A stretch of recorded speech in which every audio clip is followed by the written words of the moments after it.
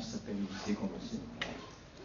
Et la particularité de ce magistrat, c'est qu'il a développé un thème principal qui est d'une actualité toujours aussi brûlante, qui est la formation, l'éducation du citoyen.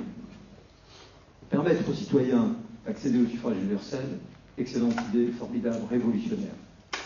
Mais il faut aussi faire tout un travail d'éducation, de formation, pour que le citoyen, peu à peu, finisse par comprendre les enjeux de ses votes, son vote.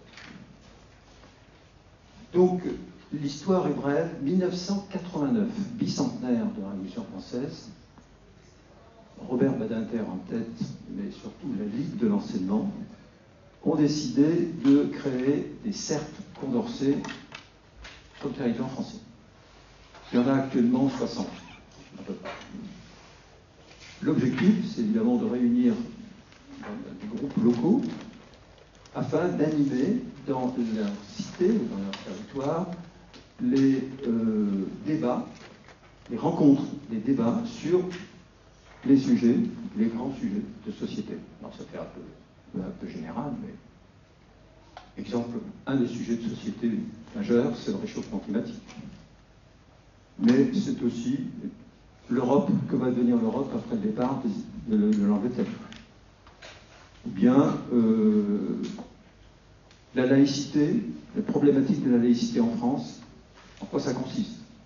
Voilà, c'est des sujets qui vont faire partie de nos thèmes de conférences dans les mois à venir. Je suis particulièrement content ce soir, avec les collègues du CA de Condorcet, d'inaugurer, je veux dire, ce soir, la rentrée du cercle Condorcet qui, pendant 18 mois, je savais bien pourquoi, est resté inactif, par définition, puisque nous ne pouvions ni avoir de salle, ni réunir des gens. Et puis on ne pouvait même pas sortir au moment de chez nous. Voilà, donc ce soir, nous accordons une grande importance à cette conférence numéro 1 de l'année 2021-2022. Deuxième point important, nous faisons cette conférence en partenariat avec les Amis du monde diplomatique. Les Amis du monde diplomatique, là aussi on pourrait faire tout un roman, l'histoire de Denis qui est responsable ici, assis devant nous là. Je dirais qu'il y a quelque chose il y a beaucoup de points communs. Bon, les Amis du monde diplomatique, c'est autre chose, c'est dans un autre domaine et c'est beaucoup plus important, puisque c'est l'association qui promeut le monde diplomatique et surtout défend financièrement le monde diplomatique, soutient financièrement. Et je crois qu'il y a deux mots-clés: liberté d'informer.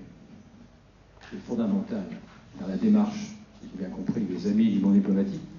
Ben, écoutez, tout ça, ça rejoint bien les préoccupations de Condorcet. Informer, oui, dans la liberté, dans l'échange, sans contrainte, dans la démocratie, dans l'expression de la démocratie.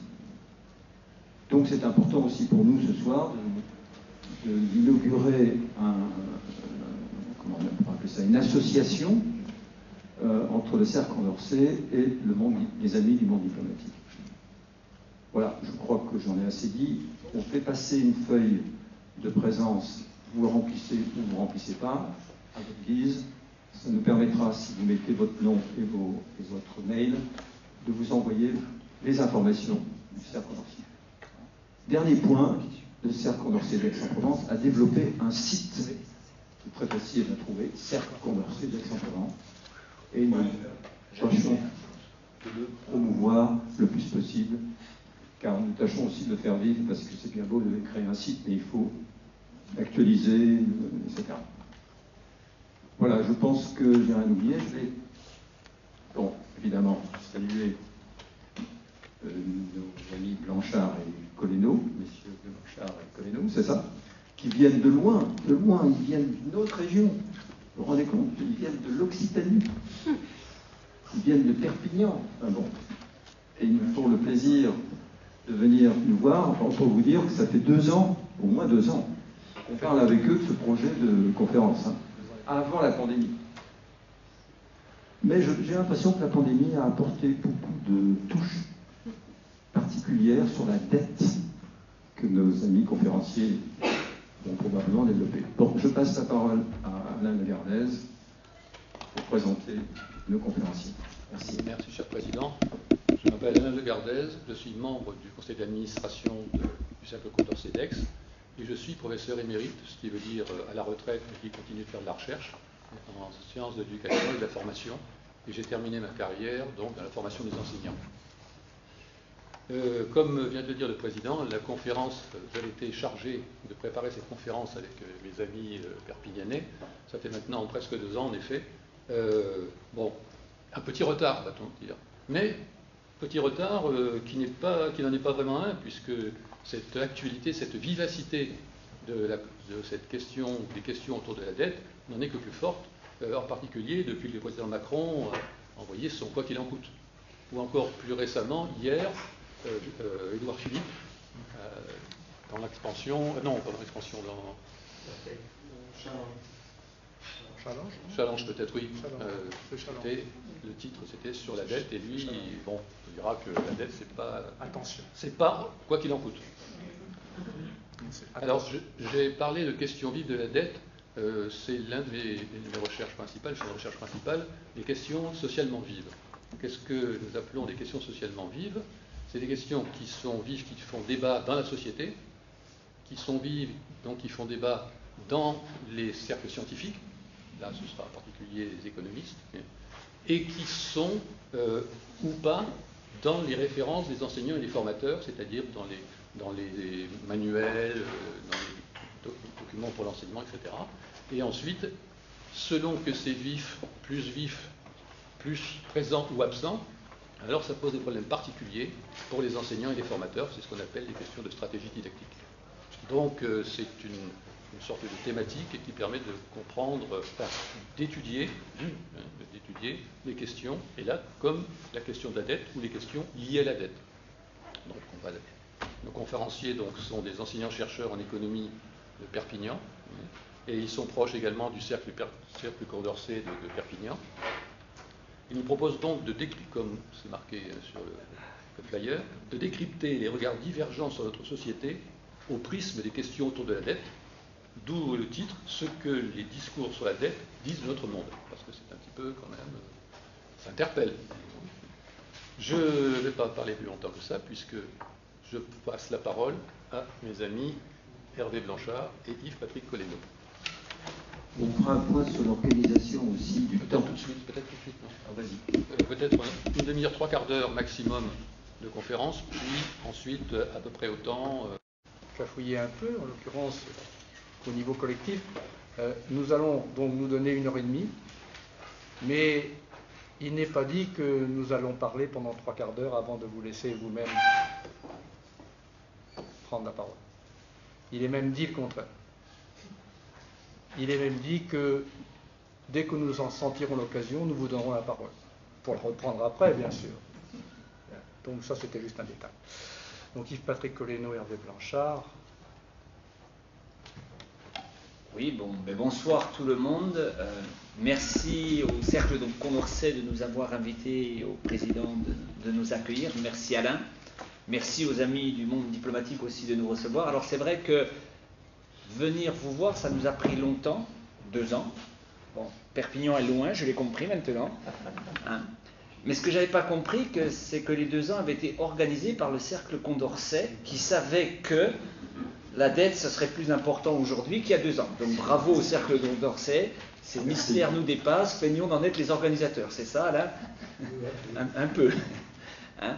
Donc non, c'est avec grand plaisir qu'on vient vous parler de ce qui est quand même pour nous une activité de recherche, hein, c'est-à-dire, vous allez voir, on va s'appuyer sur l'activité de recherche, et puis, comme l'a un petit peu dit Yves, et moi je vais le reprendre autrement, il n'est pas prévu qu'il n'y ait que nous qui travaillions ce soir, donc on a prévu quelques petits exercices pour vous, histoire de vous faire participer, hein, il n'y a pas de raison qu'il n'y ait que nous qui soyons mis à contribution. Alors, comment nous allons procéder? Nous allons procéder en 4 temps. Dans un premier temps, nous reviendrons sur ce qui est la base de notre recherche et donc à partir de quoi nous allons, de quelle thématique nous allons aborder la dette, c'est-à-dire en particulier des programmes de sciences économiques et sociales. Nous vous présenterons dans un deuxième temps comment ces programmes ont évolué et comment, comme l'a dit Alain, la dette est devenue une question socialement vive, ce qui n'a pas toujours été le cas. Et enfin, sur les 2 derniers temps, nous vous proposerons d'analyser à la fois les programmes et de conclure sur les éléments, sur la manière dont est parlée la dette, est évoquée, les discours sur la dette et ce que nous appelons les textes. Mais Yves va préciser ce que nous appelons les textes. Effectivement, levons tout malentendu quand nous écrivons les textes associés à la dette. Il ne s'agit pas de prendre au texte au sens, par exemple, d'un texte que l'on pourra trouver dans un manuel ou dans un journal. Il s'agit d'un concept particulier qui a été avancé par un économiste avec qui nous travaillons et qui désigne plutôt un discours au sens très large tenu sur la société par des classes sociales, n'ayons pas peur d'appeler un chat, ou des fractions de classes sociales dans le conflit qui les oppose.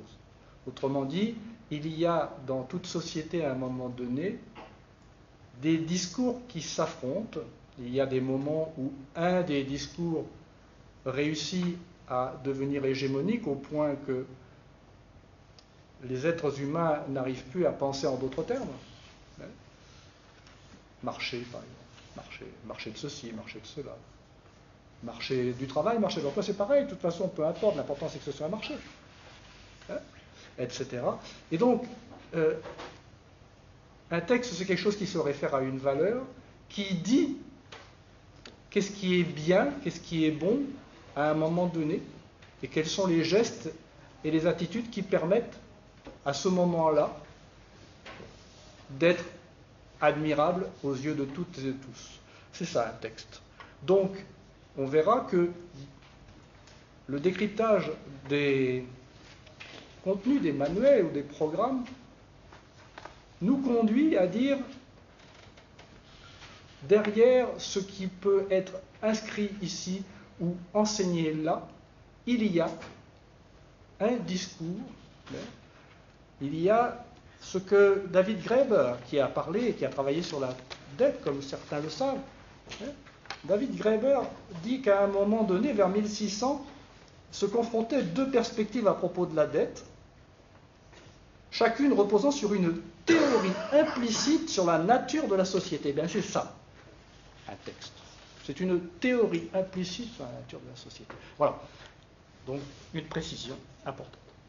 Oui, mais Yves, tu viens de nous dire ça, mais alors c'est quoi un programme pour toi? Ah, alors, qu'est-ce que c'est un programme? Donc, je rassure tout de suite les personnes qui s'imagineraient que nous allons faire une conférence à l'INSPE. Non, non, voilà. Mais un programme scolaire, c'est déjà un produit institutionnel, et un produit institutionnel dont je rappelle qu'il a force de loi. Tout programme scolaire est inscrit, avant toute chose, au journal officiel de la République française. C'est un texte officiel qui a force de loi, qui est élaboré collectivement selon des règles instituées. Autrement dit, c'est quelque chose qui déjà parle de la société.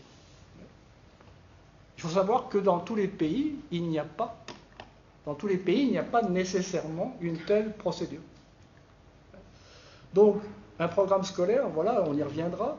On part de là, on va donc travailler à partir des programmes scolaires d'une discipline bien particulière, que certains ont appelé en leur temps une discipline indisciplinée, ça c'est pour le clin d'œil, et tout simplement parce que son histoire est un peu justement mélangée de chahut et de rébellion.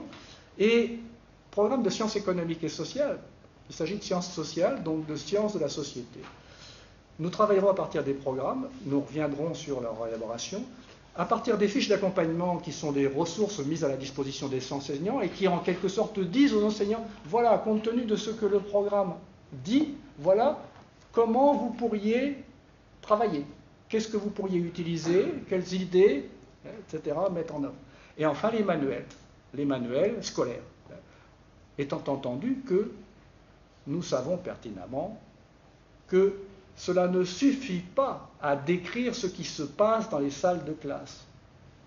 Nous ne ferons donc pas l'affront à nos collègues encore en activité de laisser croire que ce qui est là, c'est ce qu'ils enseignent.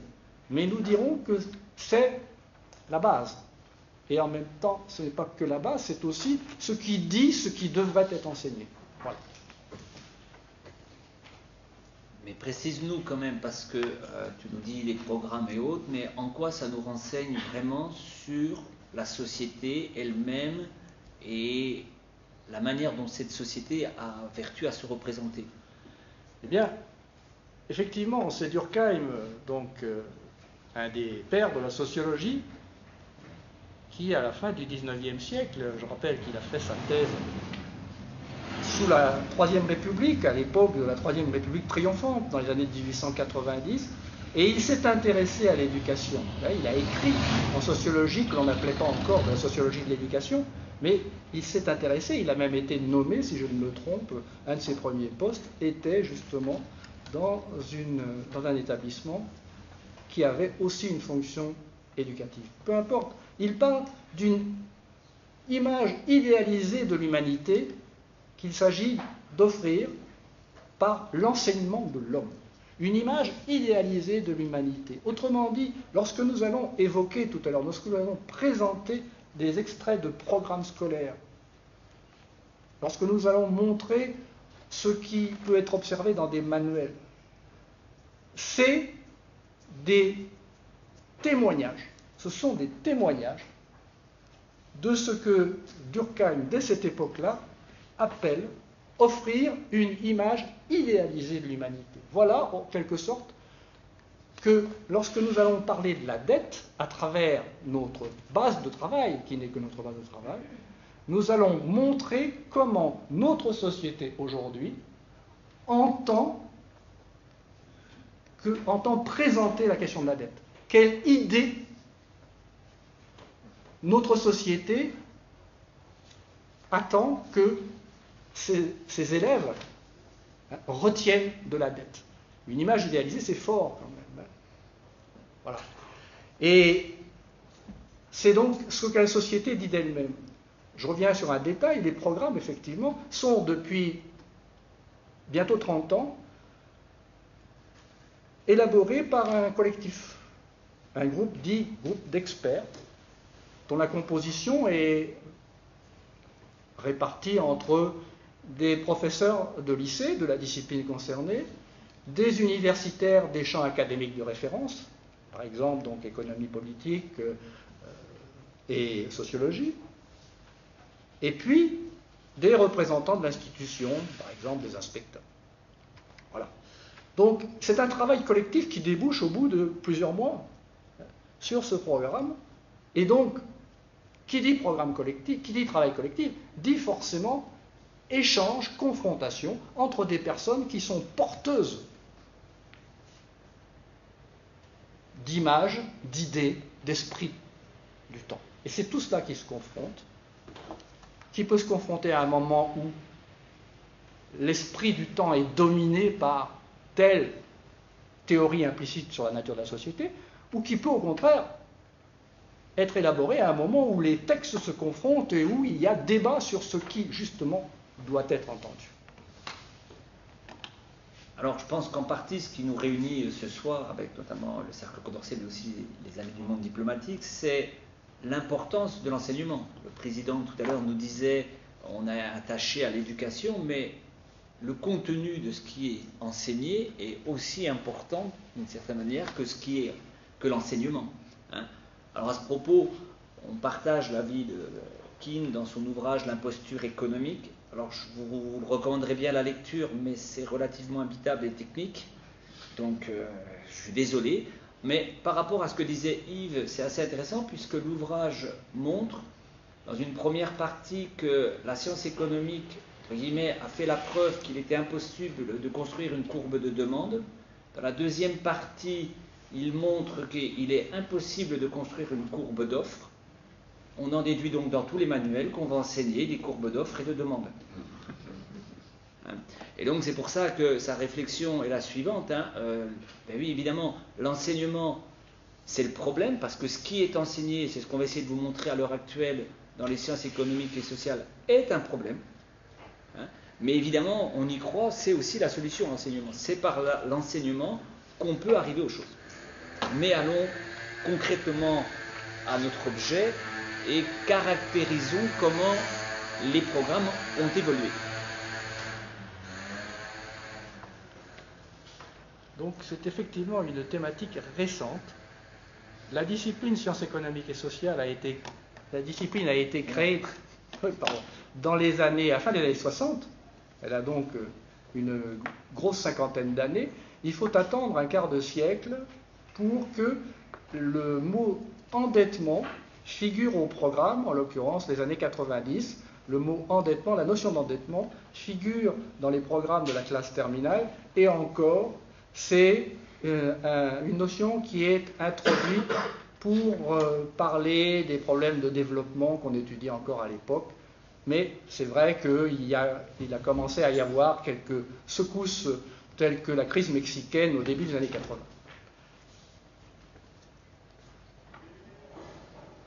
En 1998, comme vous le voyez, donc, hop, la notion d'endettement disparaît, la thématique avec elle, ce qui nous laisse dire ce qui nous amène à dire qu'à cette époque, son introduction était que conjoncturelle. Autrement dit, il y avait eu un moment où l'actualité autour notamment de l'endettement des pays tels que le Mexique avait conduit les concepteurs de programmes à juger intéressant de travailler là-dessus.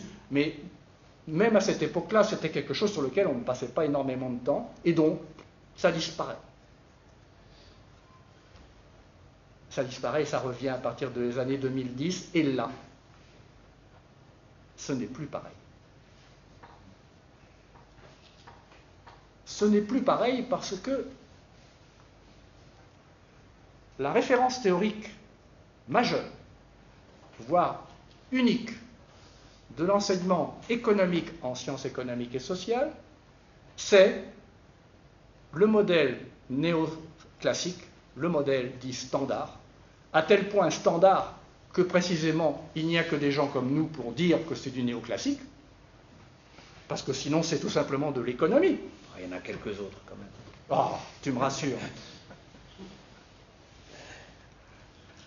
Effectivement, c'est le modèle néoclassique, et nous allons voir justement qu'est-ce que le modèle néoclassique, auquel on se réfère dans toute la partie sciences économiques en première puis en terminale, qu'est-ce que le modèle néoclassique conduit à dire, à raconter, dès que l'on parle de dette. Eh bien, il nous raconte une chose étrange, que nous serions passés d'une économie d'endettement à une économie de marché financier. Alors, je vous invite avec moi à nous interroger 3 secondes. C'est quand même assez étonnant. Vous voyez l'évolution des programmes qui méconnaissaient l'endettement du temps où nous étions une économie d'endettement et qui s'intéresseraient à l'endettement quand nous aurions quitté cette économie d'endettement pour être une économie de marché financier. La chose est quand même assez intéressante à noter. Dans la manière dont est analysée la question de l'endettement dans les manuels, cet écart qu'il y a entre ce qu'on pourrait avoir le sentiment, comme disait Alain, d'une question socialement vive, qui, en réalité, dans la perception du modèle revenir sur le graphique. Quel graphique? Le graphique du début. Ah oui, alors c'est compliqué. Yves me demande des opérations techniques que je ne sais pas faire, alors je sais revenir en arrière, mais comme ça, Yves. C'est pas grave. Voilà. C'était juste pour montrer que dans l'économie d'endettement, à l'époque de l'économie d'endettement, 78 ça commence. Où c'est quelle est la dette? Une économie d'endettement avec une dette qui est où? Vous comprenez notre perplexité, j'espère. Donc, je fais de la technique, je reviens. Donc voilà, c'était pour nous une introduction pour vous montrer que quand même il y avait quelque chose qui devait nous interpeller tous sur ce décalage qu'il pourrait y avoir entre la manière dont est racontée dans les programmes et les manuels la question de la dette et, entre guillemets, la réalité qui est censée être décrite. Alors, pour aller plus loin,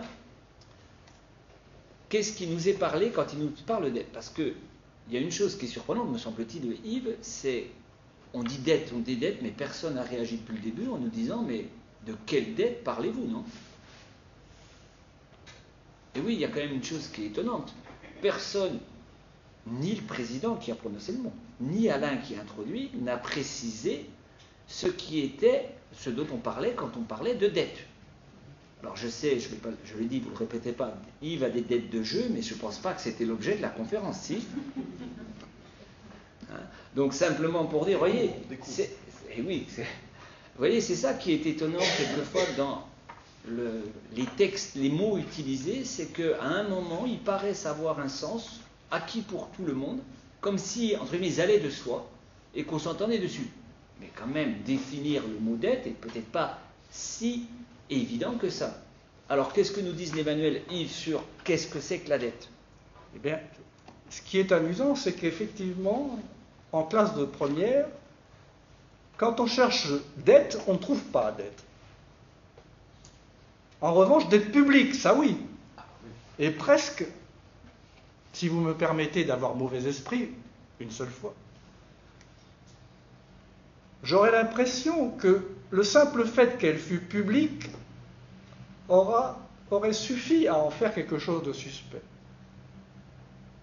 Peu importe ce qu'est une dette, mais du moment que c'est public, c'est comme si on se référait à un corpus théorique qui raconterait des choses du genre les entreprises publiques, mais cachez cela que je ne saurais voir. Privatisons, allons. C'est donc de la dette publique qu'il s'agit exclusivement. Oui, mais quand même, Yves, rassure-nous, il nous précise qui est le public, non? L'État, l'aspect public, oui. Qui est derrière? Eh bien, il y a l'État, d'abord. Et puis, il y a la sécurité sociale. Car c'est la dette publique au sens de Maastricht. Et donc, celle des collectivités territoriales? Bien sûr. Donc, la dette qui est évoquée sans être définie, parce que c'est ça qu'il faut bien comprendre, c'est qu'il y a un implicite, la dette dont il est parlé, c'est par définition la dette publique, sans rentrer dans la précision de qui est réellement endetté. Et nous expliquons comment on la calcule? Je n'ai pas vu ça. Je ne l'ai vu nulle part. Et donc, j'attire votre attention.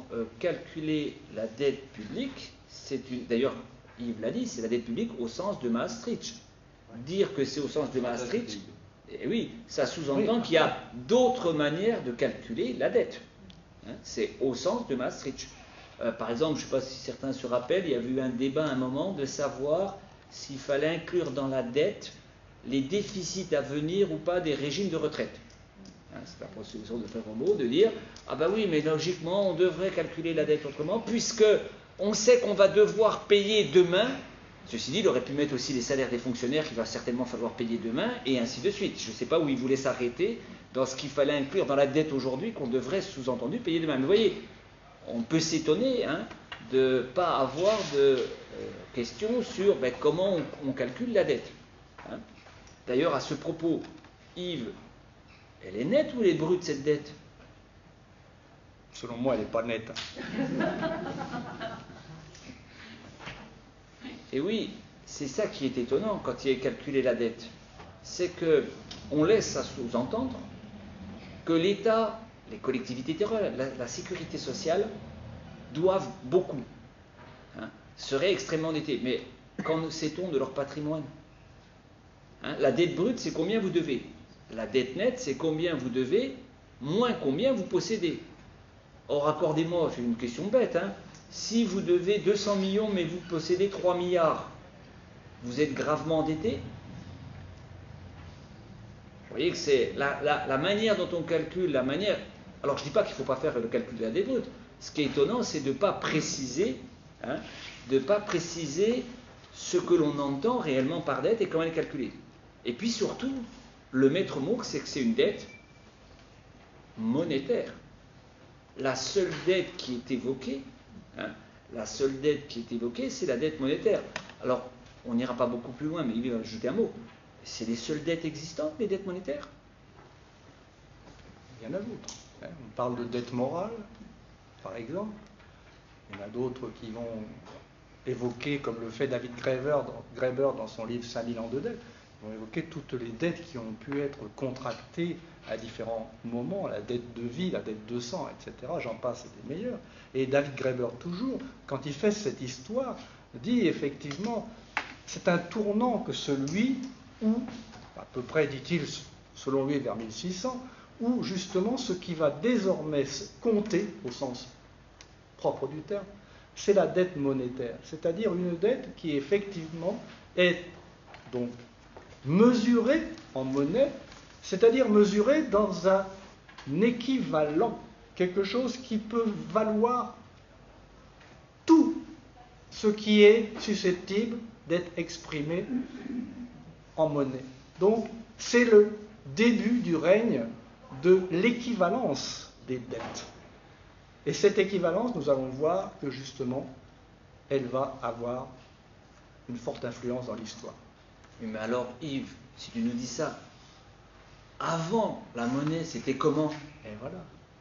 Vous savez, vous, la réponse? Ah ben j'espère, surtout s'il y a des gens qui se sont frottés à ce savoir économique avant la monnaie. Hein? Oui. Le troc. Le troc.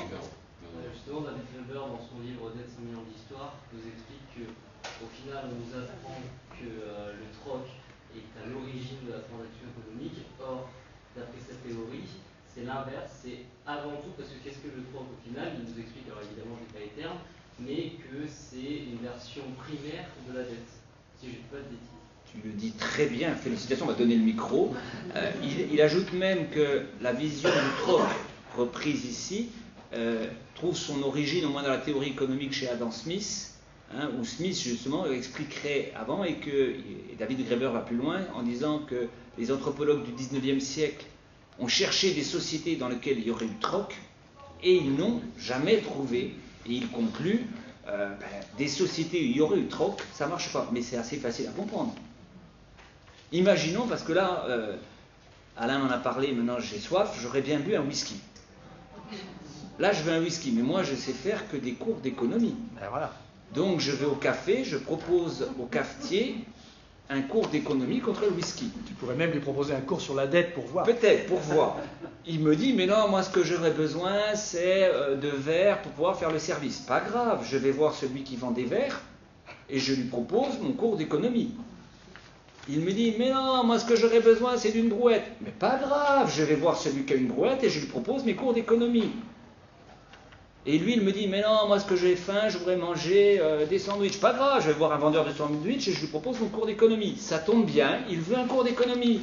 J'échange l'économie contre les sandwichs. Quand j'ai les sandwichs, je vais acheter la brouette. Quand j'ai la brouette, je vais récupérer les verres. Quand j'ai les verres, je bois mon whisky. Eh bien, j'espère que j'avais pas trop soif.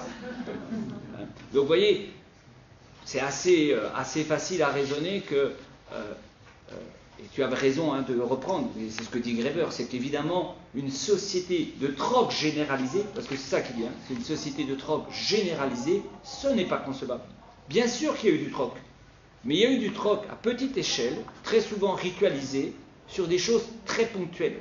Le troc généralisé, c'est pas possible. Mais alors, qu'est-ce qu'ils nous disent de les manuels? Eh bien, commençons non pas par les manuels, non pas non plus par les programmes, ne chargeons pas trop la barque, mais par une fiche d'accompagnement donc du site et du SCOL. Eh bien, la fiche d'accompagnement du programme de première de 2013, par exemple, commence en disant, dans les sociétés anciennes, les échanges, très limités, se réalisaient principalement sous forme de troc.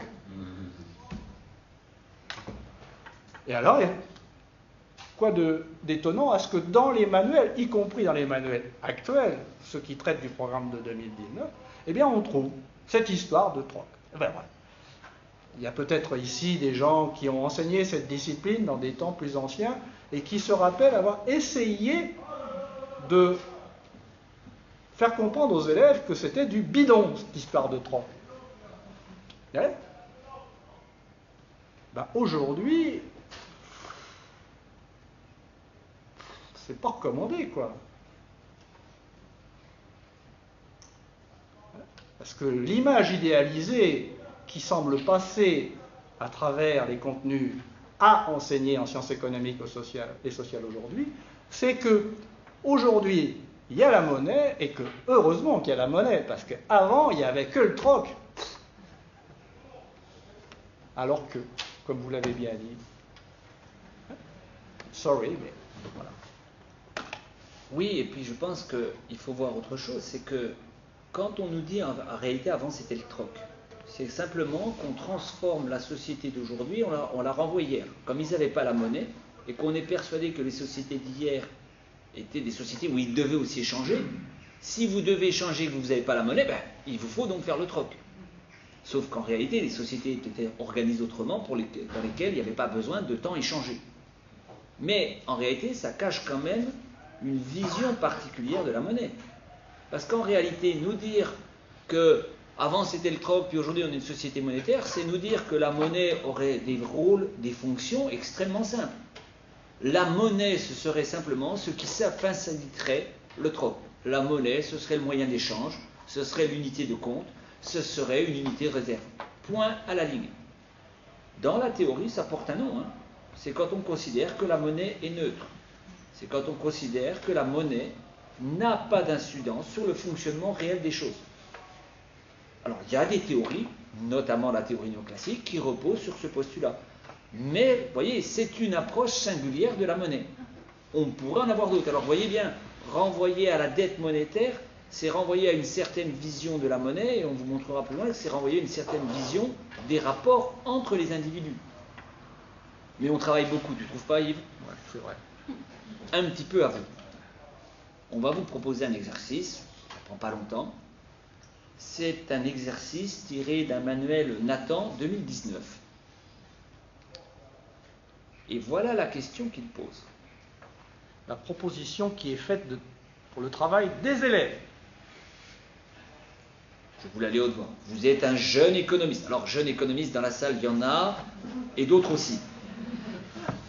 Et le président de la République, alors je crois que Yves a son téléphone prêt, il attend la réponse, a besoin que vous lui exposiez des arguments sur les dangers potentiels d'un endettement public trop fort.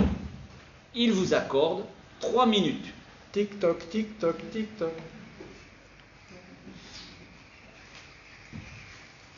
Dès que vous avez des propositions, on prend.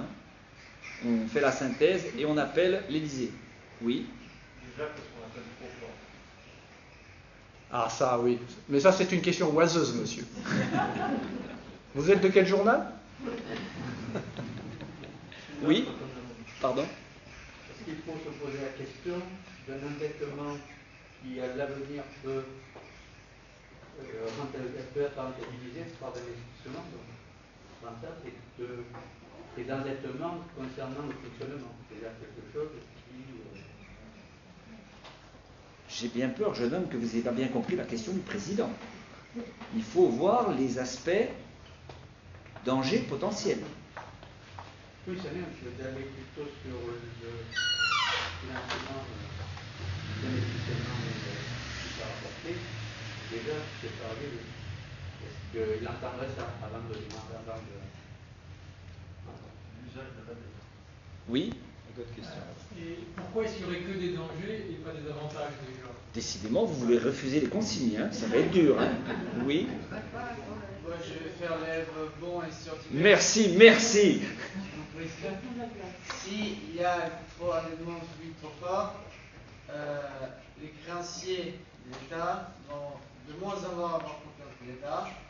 Les gens de rating vont baisser le niveau de ce qu'a fait la France. Donc la France aura de moins en moins de solvabilité, sera de plus en plus instable, et c'est là pour le court long terme un default qui ne permet plus de payer ceux qui arrivent à l'Argentine à plusieurs pays. Oui. Alors pour avoir étudié plus ou moins ce sujet-là, parce que c'est la première année lycée, je me souviens que notre professeur d'économie à ce moment-là nous avait dit qu'on pouvait illustrer notre exercice avec le cas de la Grèce, de souvenir, en nous disant qu'il fallait prendre en compte également les agences de notation notation, en me disant que ça pourrait être une piste de réflexion, en disant que des agences de notation privées pouvaient, de manière, alors à ses yeux c'était pratiquement scientifique, refroidir les investisseurs étrangers, c'est ce en quoi c'était une idée totalement absurde d'avoir une dette publique bien trop forte. Alors pour ceux qui ne connaissent pas, en effet, les agences notent les États, les entreprises et autres par 3 lettres. Ça va de AAA à CCC, je crois, quelque chose comme ça. Et suivant la note que l'on a, le taux d'intérêt qui va être demandé va être plus ou moins élevé. Et donc, en effet, une mauvaise notation aurait pour incidence que les prêteurs demanderaient un taux d'intérêt plus élevé. Et donc, rendre plus difficile la question de la... Je rappelle juste le détail technique, c'est que la Grèce, en effet, avait ce problème-là, était très mal notée. Et donc, on n'a pas trouvé de meilleur mécanisme que de prêter de l'argent de la Banque centrale à des banques privées pour qu'elles prêtent à un taux beaucoup plus élevé à la Grèce. C'est un mécanisme assez original au niveau de l'Union européenne.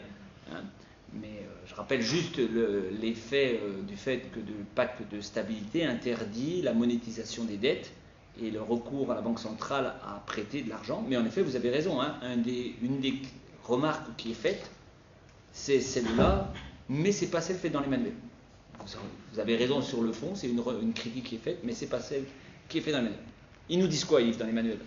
Alors, je vais juste prolonger notre commentaire, si tu permets. Vous aurez remarqué quand même qu'il y a implicitement une conception bien particulière de l'économiste. Au-delà de son âge, l'économiste, ça doit être un conseiller du prince, en l'occurrence. Voilà, l'économiste, il est là pour conseiller le pouvoir. Ça peut se discuter. Ensuite, nous relevons en effet ce que vous avez dit. Pourquoi faire travailler seulement sur les dangers potentiels, alors que l'endettement ne sert pas qu'à se mettre en danger, je crois. Donc, si on dit ça, c'est forcément qu'il y a anguille sous roche. Alors, c'est quoi cette anguille, Yves? Ça a fait de l'effet. L'effet d'éviction. Le voilà, débusqué enfin. Car tout revient à cela dans cette présentation théorique qui ne dit pas toujours son nom, comme nous le verrons dans quelques instants. Oui, l'effet d'éviction. Et de nous quand même. L'effet d'éviction, c'est quand l'État, et en général donc la puissance publique, emprunte d'après ce modèle théorique, il vient nécessairement prendre des ressources prêtables qui, en l'absence de l'emprunt public, seraient restées à la disposition d'emprunteurs privés, comme je l'ai dit tout à l'heure de façon un peu fielleuse. Tout ce qui est privé est bon, tout ce qui est public est mauvais, donc nécessairement, si l'État se contente de ne rien emprunter, raconte cette belle histoire, l'argent prêtable sera emprunté par des entreprises ou des particuliers, et eux le feront forcément de façon rationnelle et calculatrice. Et donc, eux ne feront courir aucun danger potentiellement. En revanche, si l'État emprunte, potentiellement, son endettement public, qui sera vite trop fort, car parmi toutes les fables qui se racontent sur l'État et le politique, il y a aussi celle qu'il ne sait pas s'arrêter en la matière. Et comme on le dit parfois, on le voit parfois au détour d'un livre en économie, la dette, c'est forcément quelque chose qui pousse aux excès. Il n'y a pas que la dette de jeu. Et donc, forcément, eh bien, du moment qu'on laisse l'État, laisse le politique emprunter, cela ne peut être que source de danger, car cela évince le privé d'un usage qu'il saurait, lui, faire de façon rationnelle et bonne. C'est l'effet d'éviction qui se traduit notamment par la hausse des taux d'intérêt, car évidemment, plus il y a de demandes de fonds, plus cela fait monter le prix demandé par les prêteurs, et donc voilà ce qui se passe. effet d'éviction. C'est une notion qui est désormais inscrite dans le programme de classe de première, hein, et en lettres telles que l'on ne peut pas le rater. Donc vous voyez, hein, ce qui est pour nous une surprise, j'espère que vous partagez, c'est cette manière d'aborder, d'appréhender les choses. Hein. On pourrait s'attendre en effet que, comme vous l'avez dit, quand on évoque la dette, ben, qu'on voit peut-être une approche même très utilitariste de l'économie, les avantages, les inconvénients, et qu'on sous-pèse. Non, non, ce qui est mis en avant, hein, ce sur quoi on va pâter, c'est uniquement sur les limites de la dette. Mais dans un autre manuel, d'une autre année, il existe sur un schéma qu'on va trouver, qu'on va vous présenter, qui permet de synthétiser, d'ailleurs il s'appelle comme ça, hein, c'est un schéma bilan, qui permet de synthétiser la vision qui est faite. Alors j'espère que c'est visible. Oui. Fermez les fenêtres, hein. Comment?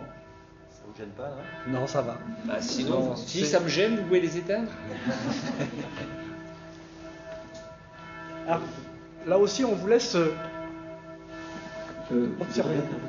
Oui, bien sûr. C'est dans le sujet, mais c'est peut-être un peu spécial. Parce que j'ai retenu, c'est que l'Europe de Maastricht, c'était surtout sous l'influence allemande déterminée.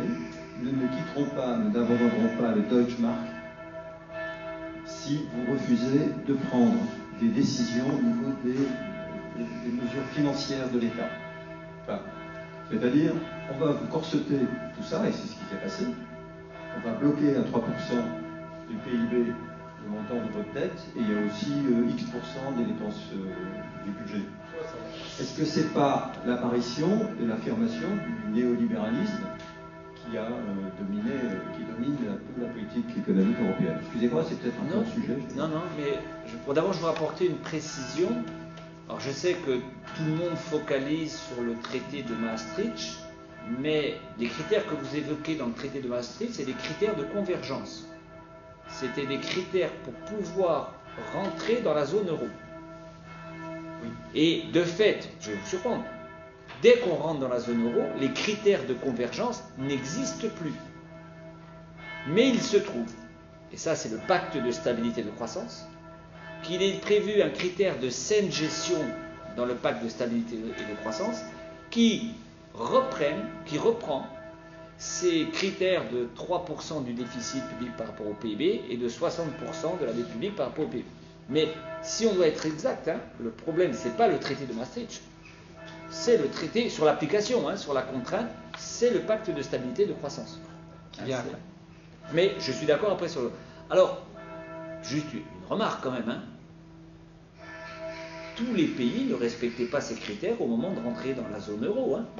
En particulier la Grèce. La Banque Centrale Européenne disait non à la Grèce, ils ne respectent aucun critère. Ils n'étaient pas très élevés. Au lieu de 60% de la dette, ils étaient à peu près à 140% à l'époque. Ils dépassaient légèrement, je veux dire, c'est pas non plus... Donc, la France ne respectait pas le critère du déficit. Là, la France aussi, la dette... C'est autre chose. Oui. Donc, je veux dire, la réalité, je le donne juste parce que je pense que c'est important pour la suite. L'argument qui a prévalu pour que la Grèce rentre, ne respectant pas les critères, consistait à dire la Grèce est le pays qui a inventé la démocratie. On ne peut pas refuser au pays qui a inventé la démocratie de rentrer dans l'Union européenne, dans la zone euro. Ce n'était pas un argument économique. C'était un argument autre. En réalité, politiquement, on avait décidé que la Grèce rentrerait. Alors, elle n'est pas rentrée en 2002 comme nous, elle est rentrée un tout petit peu après, mais il a été décidé d'un point de vue politique. Comme il a été décidé qu'en réalité, je ne sais pas si certains se rappellent, hein, parce qu'initialement, le traité de Maastricht, c'est 99, l'entrée dans la zone euro. Et les pays ne respectant pas assez, on a même inventé un concept que j'aime enseigner aux étudiants, la convergence vers les critères de convergence.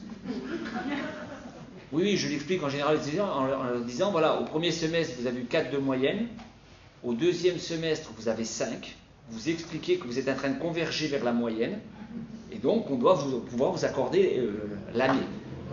Donc je rappelle, en réalité, c'est pour ça que c'est toujours ambigu, hein, Maastricht. Mais c'est vrai que, par contre, il y a eu une espèce de deal entre la France et l'Allemagne, mais je ne suis pas certain que le deal soit dans le sens où vous le présentez. Moi, je crois plutôt que c'est la France qui a voulu donner des garanties. Et quand on a proposé les critères dans les négociations, on les respectait, on ne s'inquiétait pas. On a proposé initialement des critères qu'on respectait, bon, vous proposez un critère, vous respectez, y a pas, et en disant comme ça, on va vous donner des garanties. Je ne suis pas certain que c'était vécu et autres. Et je rappelle juste, enfin pour finir, c'est que les critères, on les a fait, et même le pacte de stabilité, dans la réalité, on l'a fait exploser. Le mécanisme européen de solidarité aujourd'hui est l'antinomie exactement de ce qu'est le pacte de stabilité. Par ailleurs, on reviendra sur l'Allemagne à propos d'une prochaine diapositive. Donc, revenons là. Vas-y. Comment peut-on maintenir le dogme précédent que toute dette publique est mauvaise? Enlève ton machin. Est mauvaise, que dette publique est forcément mauvaise. Ah oui, on ne peut pas faire passer. Il y a un micro baladeur. Là, parce que là, on Quand les États peuvent emprunter un taux négatif et faire rouler leur dette en temps. Attends, vas-y. Oui, alors, comment peut-on maintenir un dogme aussi irréaliste quand beaucoup d'États peuvent emprunter un taux négatif et peuvent faire rouler leur dette pendant des générations? Je crois déjà que notre proposition notre façon de parler par la suite en termes de texte, avec ce que j'ai dit tout à l'heure, permettra de donner des réponses. Pour juste te donner une réponse sur un autre domaine, mais qui montre un peu ce que je veux dire, en 2007, la majorité des économistes des États-Unis, et la majorité qui était donc, comment dirais-je, porteuse du modèle standard dont nous parlons, ne voyaient qu'un seul risque économique se profiler à l'horizon. C'était l'explosion de la dépense publique. Ils ne pensaient qu'à ça. S'ils n'avaient pas été les produits d'une institution et d'une société tout entière, c'est quelque chose qui mériterait quasiment d'aller s'allonger sur un divan. Ça tourne à l'obsession, cette histoire-là. Ils ne pensaient qu'à ça. Les dépenses publiques allaient forcément nous créer des dangers potentiels, tagala. On était à deux doigts de quelque chose qu'ils ne pouvaient imaginer, car c'était inconcevable dans leur histoire. Et donc, aujourd'hui, il est inconcevable même qu'il y ait des taux d'intérêt négatifs. C'est pour ça aussi que ça pose problème. Alors on en est à quantitative easing et tout le bazar est son train, mais on essaye de... On descend à la godille. Bon. Mais revenons, avec votre permission, je vous renvoie sur ce schéma parce que je trouve qu'il a beaucoup à dire et donc je suis prêt à prendre d'autres questions et Hervé aussi, mais après.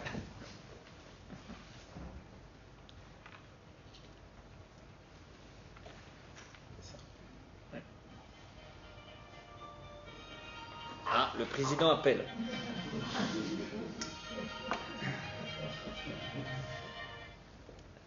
Ça vous fait penser à quoi cette histoire de marché des fonds prêtables là-haut? Économiste ou pas économiste, ça vous fait penser à quoi? Vous pensez à quoi quand vous voyez ça?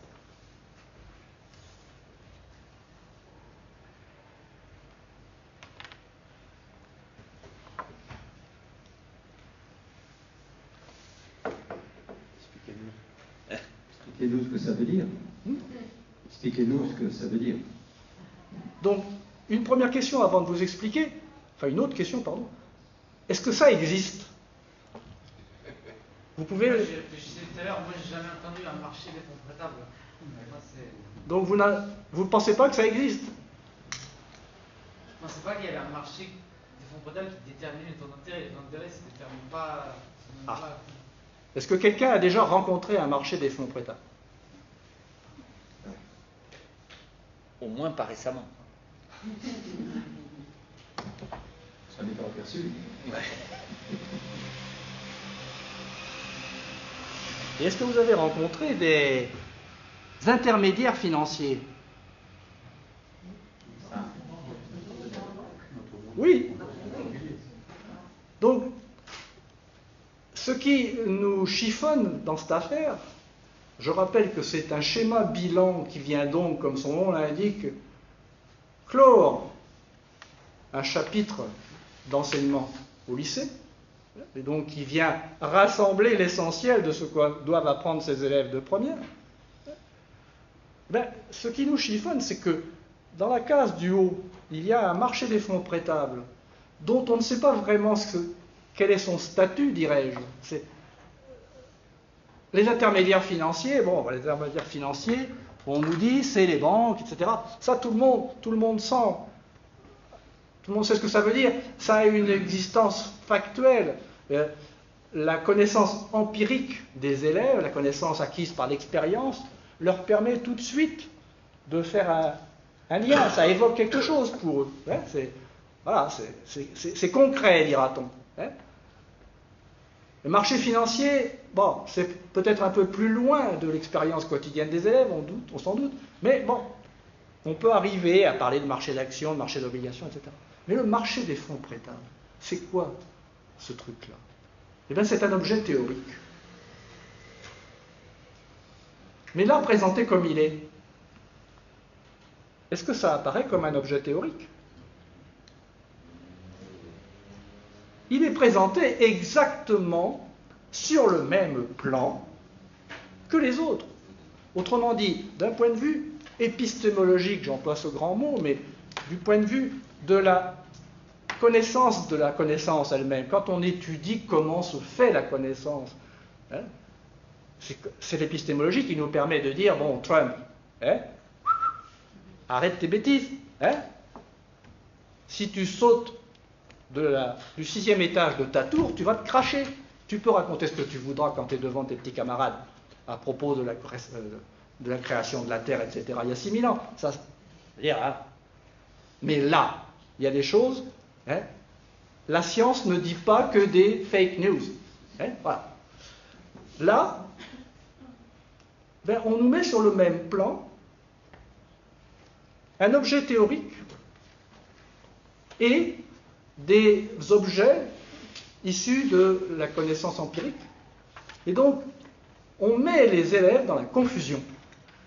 Mais on ne les met pas dans la confusion simplement parce qu'on est des bras cassés de l'enseignement. Je dirais même, on n'est pas, les auteurs de cet ouvrage ne sont pas des bras cassés. Mais nous insistons pour dire que l'on y trouve ici l'influence majeure, justement, du modèle standard néoclassique qui fait qu'aujourd'hui, on ne doit pas penser les questions de financement et donc de dette autrement qu'en termes de marché des fonds prêtables, c'est-à-dire, pour reprendre quelque chose dont Hervé nous a déjà parlé, c'est ça le marché des fonds prêtables. Il y a des individus qui ont des fonds à prêter, des fonds prêtables, il y a des individus qui ont besoin d'emprunter, et forcément il y a un marché, non? On n'a pas besoin d'avoir inventé la théorie. Elle est là, elle est simple. Le marché des fonds prêtables, c'est ça. Et le prix, c'est le taux d'intérêt. Comment n'y avoir pas pensé avant? Sauf que, alors il y a quelqu'un qui vend la mèche. Il faut toujours qu'il y ait quelqu'un qui vende la mèche. C'est dans le manuel Hachette de l'année de... le manuel Hachette qui traite le programme d'aujourd'hui. 2019. Voilà, programme de 2019. Et en voilà qui disent, dans la synthèse,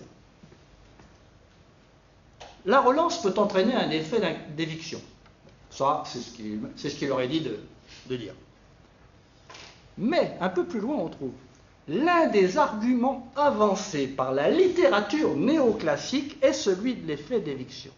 Or, disent-ils encore un peu plus loin, le marché des fonds prêtables est un des modèles utilisés pour expliquer les niveaux des taux d'intérêt dans une économie. En voilà je dirais même, c'est le seul exemple de manuel qui, en usage en classe de première aujourd'hui, nous dit le marché des fonds prêtables, c'est un modèle parmi d'autres. Donc c'est un modèle déjà, donc il n'a pas à être là. Il n'a pas à être là. Il n'a pas à être mélangé dans les connaissances à acquérir par les élèves, il n'a pas à être mélangé avec les banques. Le marché des fonds prêtables, c'est un modèle parmi d'autres, utilisé par les économistes néoclassiques, autrement dit par certains économistes, pour expliquer l'effet d'éviction qui n'est qu'un concept néoclassique, un parmi d'autres. Alors, un concept qui en plus devrait un petit peu être mis en sourdine, justement parce qu'aujourd'hui, quand les États empruntent à des taux négatifs, j'ai vraiment du mal à chercher, à trouver l'effet d'éviction. Mais tu m'aideras? Mais note avec moi que ce schéma introduit une autre confusion. Elle est où la banque centrale dans le schéma? Bon, il y a longtemps que j'enseigne plus ce genre de choses, mais quand même, j'avais cru comprendre que la banque centrale n'était pas exactement une banque comme les autres, non, Yves? Ah oui, mais... oui. Et vous voyez, le schéma est... Les old-timers. Voilà, et le schéma présente une autre chose un peu étonnante, c'est que il rend tous les agents économiques à peu près identiques. Hein. Il n'y a pas de distinction. Hein. Vous voyez, l'État ne serait qu'un agent à besoin de financement comme un autre agent. Hein. Et la Banque centrale, alors je ne sais pas si elle est dans la catégorie banque ou institution, je ne sais pas comment il la classe, mais la Banque centrale n'aurait pas de rôle spécifique. Hein.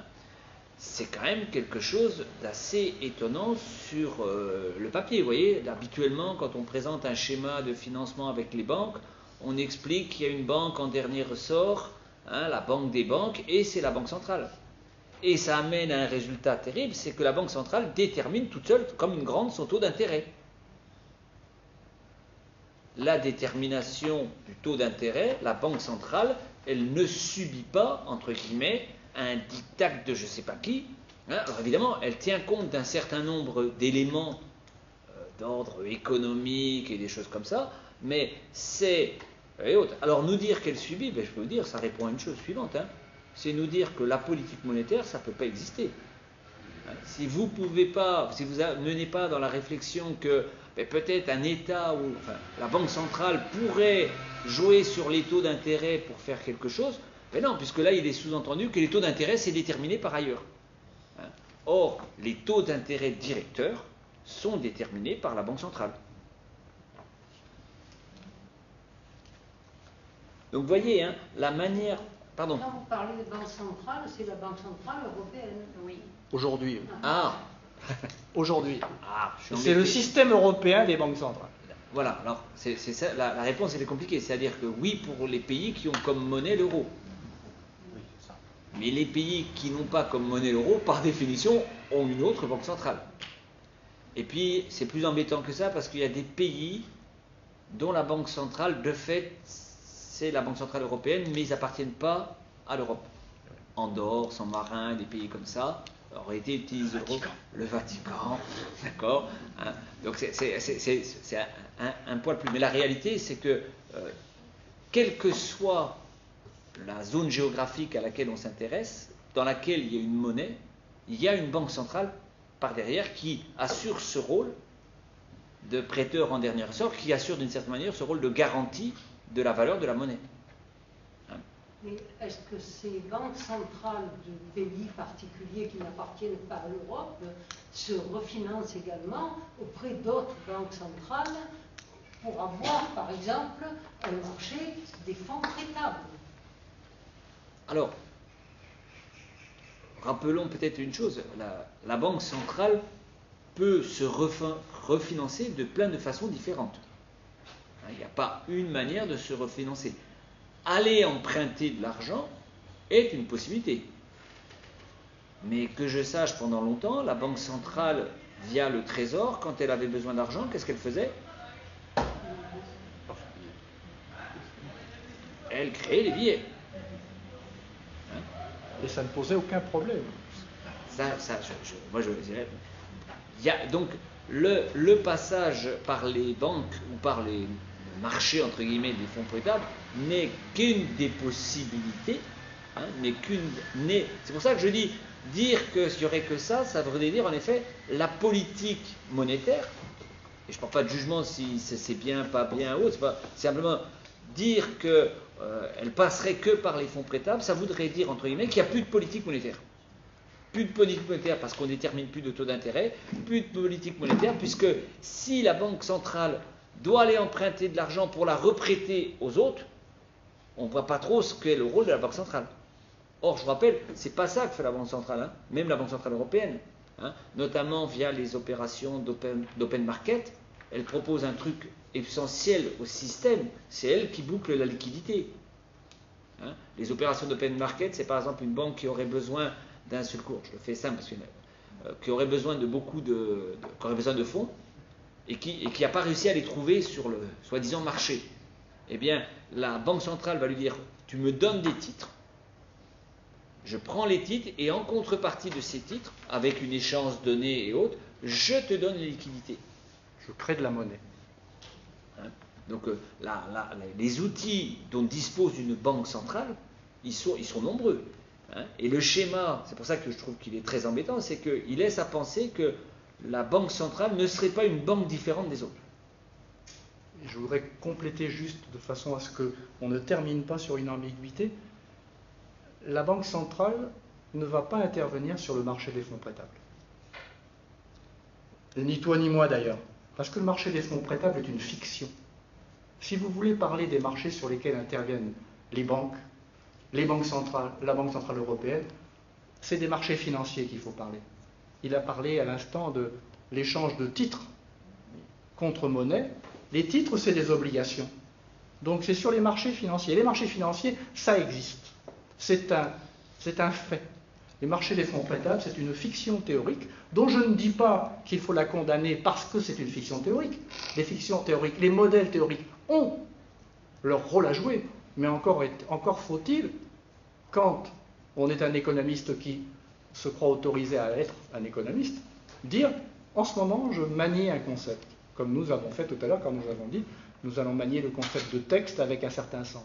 Là le problème, c'est qu'au lieu de nous dire attention, nous expliquons la dette, le financement, etc., en ayant recours à un concept qui est celui du marché des fonds prêtables. Mais on pourrait l'expliquer autrement. Non, on nous dit, voilà, ça se passe comme ça se passe avec un marché des fonds prêtables, et c'est pour ça qu'on nous le met là-haut, comme s'il faisait partie du tableau à la même place que les autres. Et ça, eh bien c'est de la mystification. Mais quelle est l'utilité de ce terme ? L'utilité de ce concept. Eh bien justement, nous allons y venir. Alors, ce qu'on vous propose dans cette dernière partie, mais c'est vraiment pour échanger avec vous, hein, c'est de revenir sur les discours autour ou sur la dette, pour essayer de à la fois participer à les décrypter, et puis évoquer peut-être les pistes, les solutions qui pourraient être envisagées autour de la dette. Alors, peut-être le premier point sur lequel il faut qu'on s'entende, c'est que le monde dans lequel nous vivons peut être appréhendé à travers un concept. C'est un concept.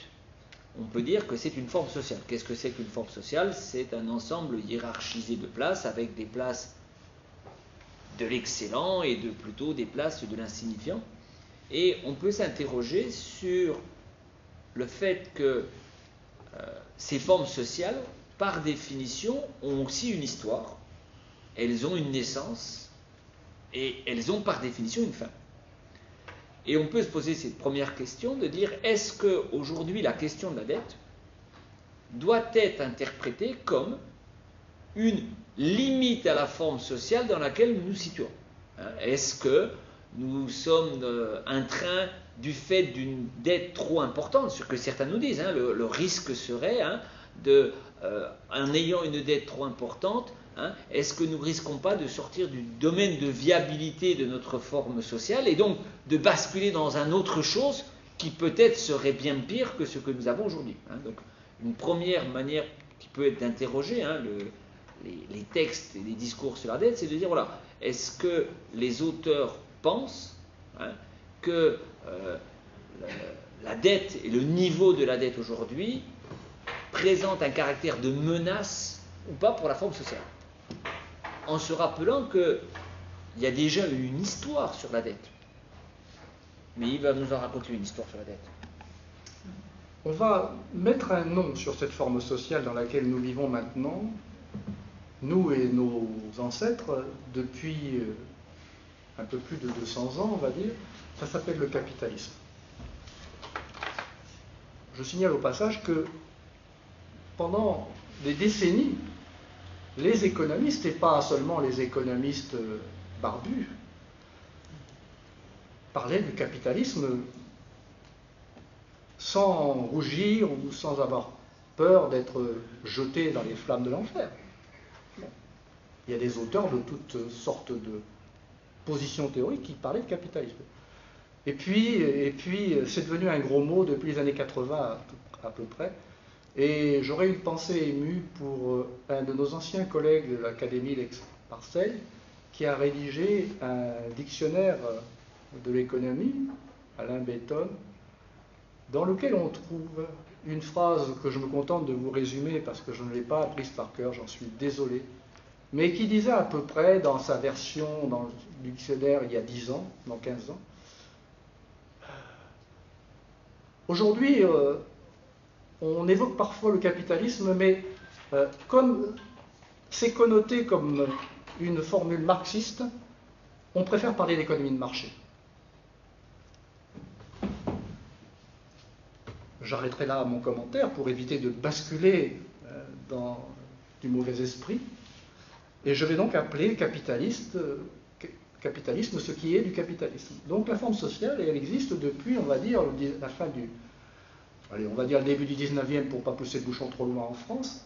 Et Bruno Terray, économiste, a fait tout un travail sur justement l'histoire de la dette publique et du recours à l'emprunt public principalement. Et il nous dit en résumé la chose suivante.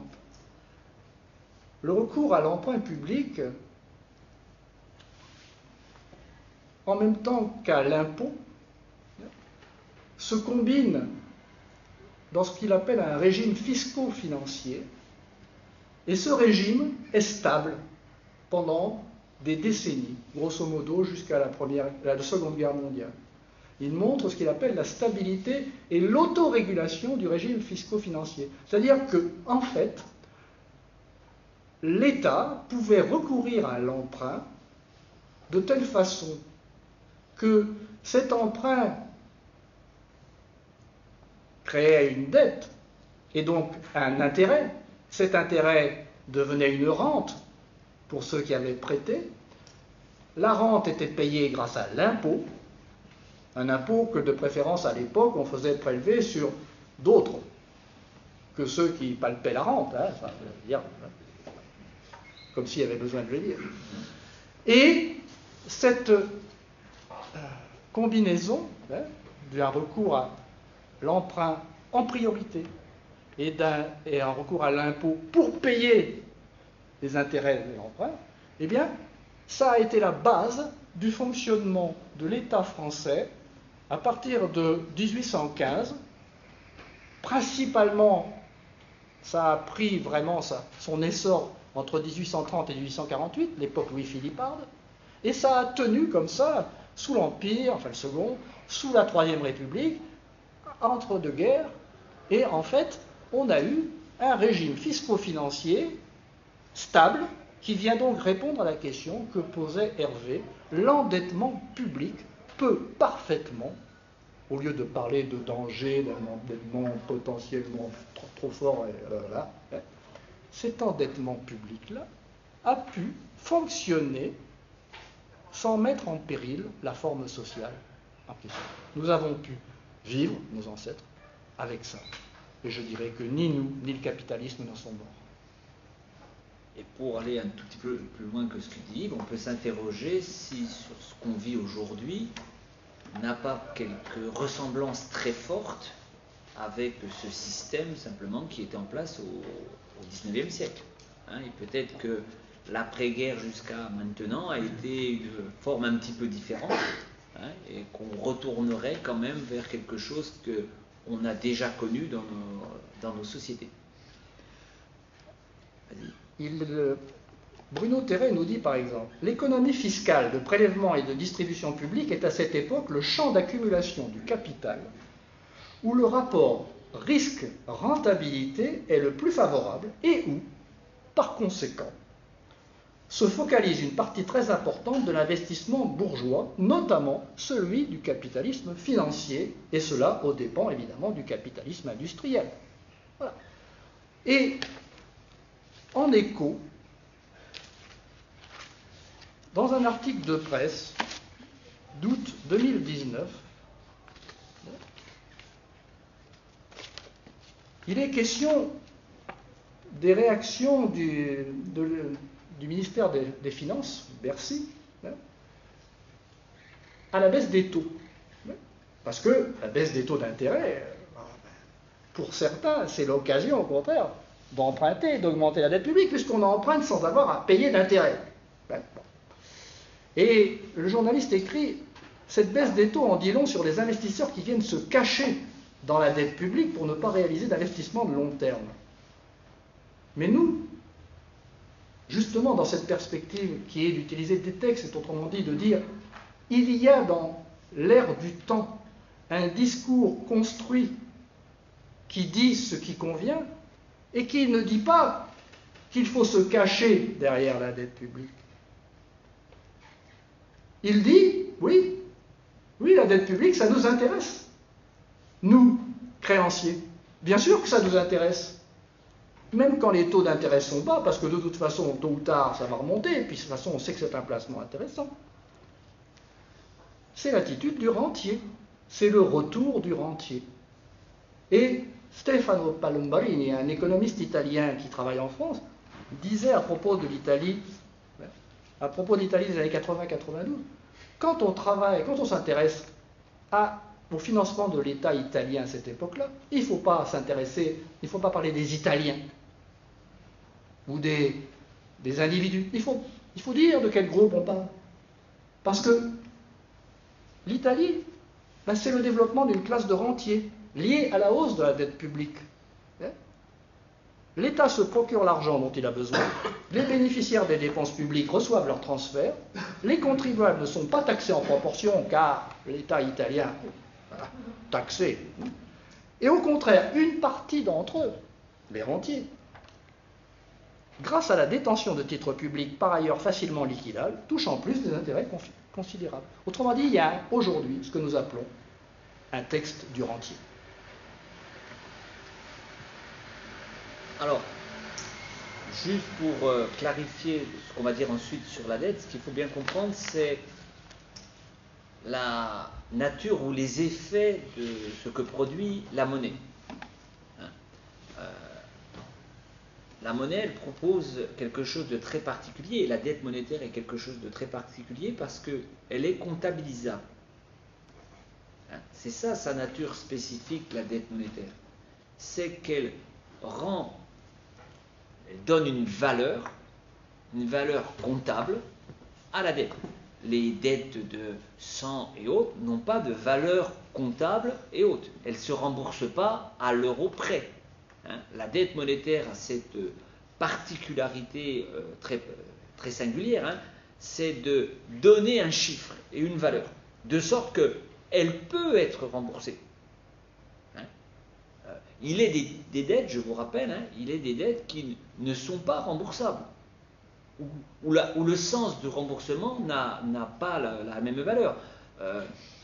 Est-ce qu'on n'est pas endetté, entre guillemets, auprès de ses parents? Il ne nous viendrait pas l'idée de faire un chèque à la fin pour libérer la nature de ce qu'on leur devrait. Voyez, pareil avec peut-être un ami. Ça ne veut pas dire qu'il n'y a pas des choses qui se font en contrepartie d'eux. Don contre don, aurait dit Marcel Mauss, mais ce n'est pas des valeurs nécessairement identiques, alors que la dette monétaire amène tout d'abord à cette idée qu'il y aurait des valeurs qui devraient par définition être identiques. Le deuxième élément, c'est qu'elle laisse à raconter que celui qui prête l'argent et celui qui doit le rembourser sont de même niveau. Puisque j'ai un amateur de Greber dans la salle, il doit se rappeler le passage où Greber dit « Oui, avec le roi, tu ne fais pas des dettes comme tu veux. » Oui, pourquoi? Parce que vous n'avez pas le même statut que le roi. Et vous n'allez pas voir le roi comme ça en disant rends-moi mes pièces d'or que je t'ai prêtées. Je vous rappelle les quelques-uns qui ont essayé de faire ça, ils ont été légèrement écartelés, raccourcis, ou que sais-je encore quand même. On est bien d'accord, ça reste le roi. Donc la relation monétaire laisse à penser qu'on serait tous identiques, on serait tous égaux. Le monde dans lequel nous vivons, non, on n'est pas exactement tous égaux.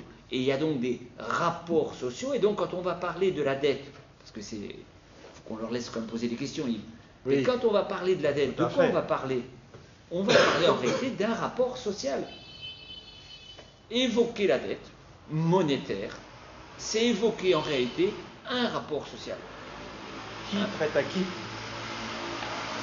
Qui prête à qui devra rembourser? Oui, voilà, c'est ça que ces questions que cache la dette. Et sans revenir sur les programmes, c'est ça qui est très surprenant quand est abordée la dette aujourd'hui de manière générale. C'est-à-dire que la question qui semblerait poser, c'est simplement, va-t-on pouvoir rembourser? Comme s'il n'y avait que ça qui était en jeu. Comme si la seule question qui se posait, c'était il faut rembourser. Rappelons quand même juste quelques éléments d'histoire. Il y a eu des dettes très particulières quand même. Si vous avez l'occasion de lire Piketty, il raconte longuement la manière dont la France, suite à la Révolution, a demandé, et que Haïti a pris son indépendance, et a expliqué à Haïti, maintenant, très bien, tu as pris ton indépendance, mais il va falloir me rembourser le prix des esclaves. Pendant plus d'une centaine d'années à peu près, tranquille. On voit bien que la dette monétaire, elle induit un rapport quand même, non? Et la France, pour exiger ça d'Haïti, n'a pas dit on passe un contrat. Elle lui a expliqué on a des bateaux avec des canons et si tu ne nous fais pas ça, on va t'expliquer la vie autrement. Donc c'est juste pour rappeler que ce qui après... Alors après, vous voyez, une fois que la dette monétaire est contractée, on peut dire oui, quand même, les Haïtiens doivent nous rembourser. D'accord? Mais vous voyez bien que c'est compliqué la dette. La dette, ça traduit... Ce n'est qu'une question qui doit être abordée sous l'angle des rapports sociaux. Et ne pas poser la question des rapports sociaux quand on évoque la dette, c'est passer certainement à côté de l'essentiel.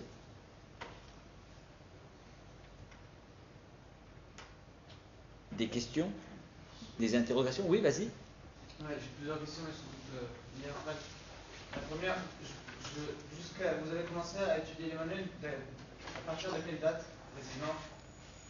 Alors, les manuels, c'est simple, on l'a dit, on a regardé depuis qu'ils existent, c'est-à-dire 1967. Du coup, en fait, ma question, c'est... Tu l'as vu? Je pense pas. Non, je crois pas que ça marche. Non, c'est bon. Désolé. Pour appuyer, il y a un bouton. Bon. Voilà. Là, c'est bon. Ouais. Parfait. Du coup, avant le tournant néolibéral, en tout cas néoclassique, est-ce que dans le manuel, la théorie qui dominait, c'était la théorie keynésienne, voire une théorie hétérodoxe marxiste? Non. En fait, pour aller vite, parce qu'on s'écarte un peu, mais en fait, il faut attendre les années 2010 pour qu'il y ait effectivement un corpus théorique particulier qui s'impose comme référence. Jusque-là, et surtout, au moment de la création de la discipline en 1967, il y a une espèce de syncrétisme qui règne et qui fait qu'on ne parle même pas des références théoriques.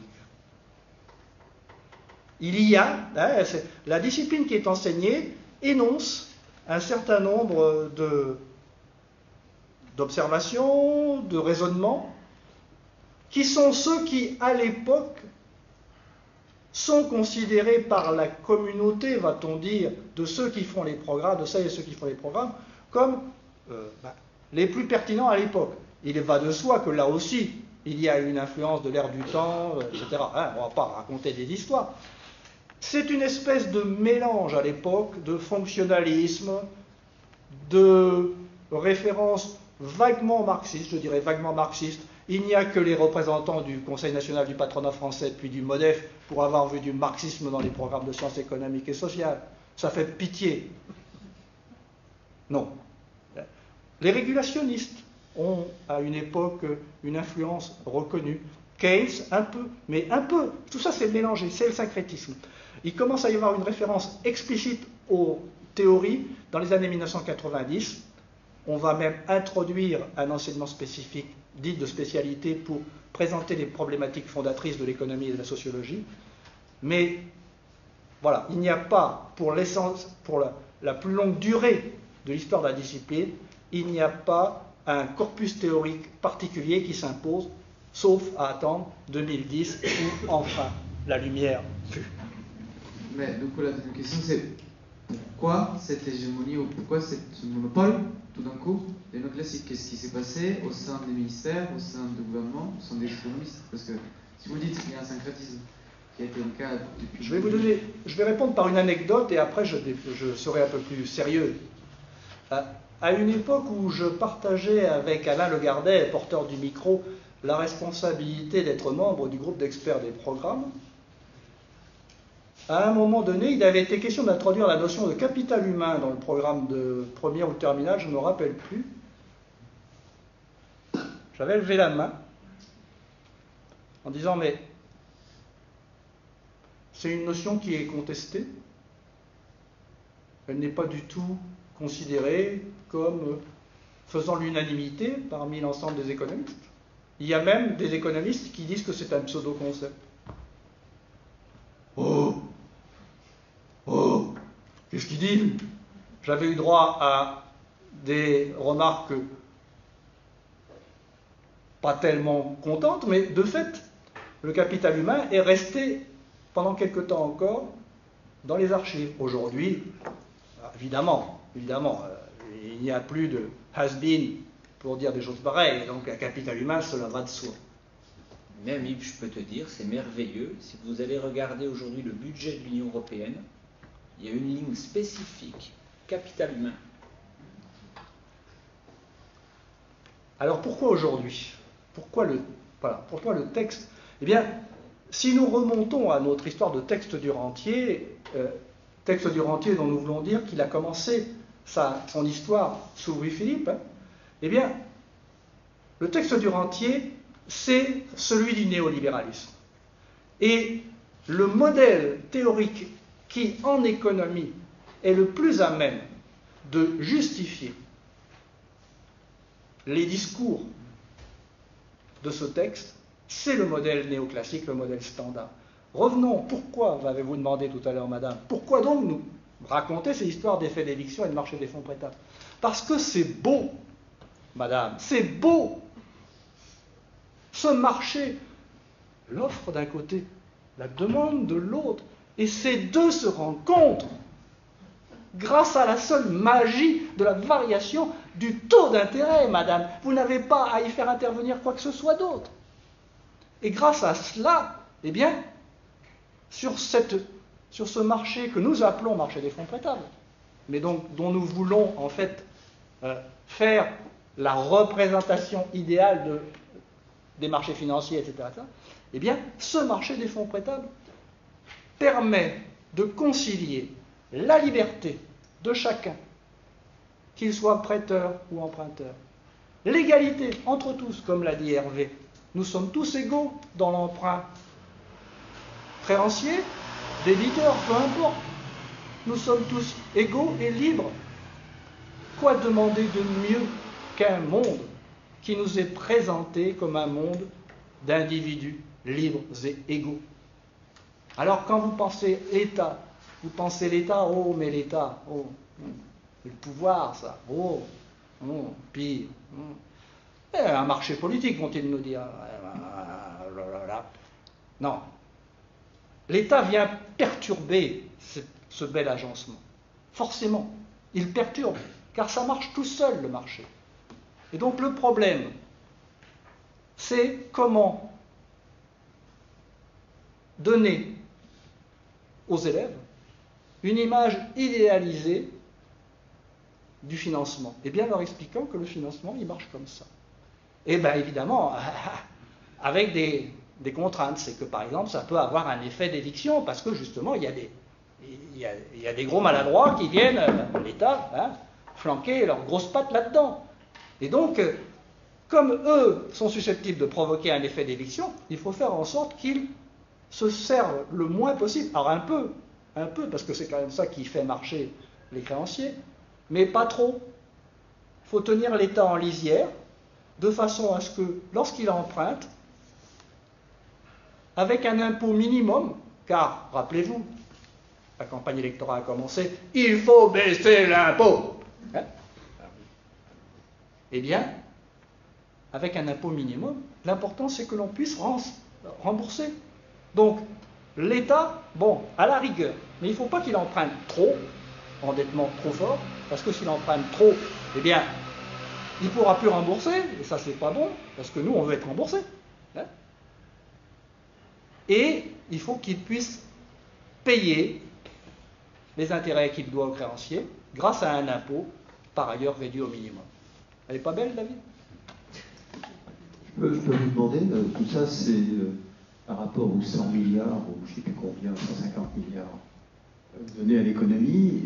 Un jour, Bruno Le Maire a dit, j'entends dire qu'on ne va pas rembourser, mais si, on va rembourser. Bien sûr.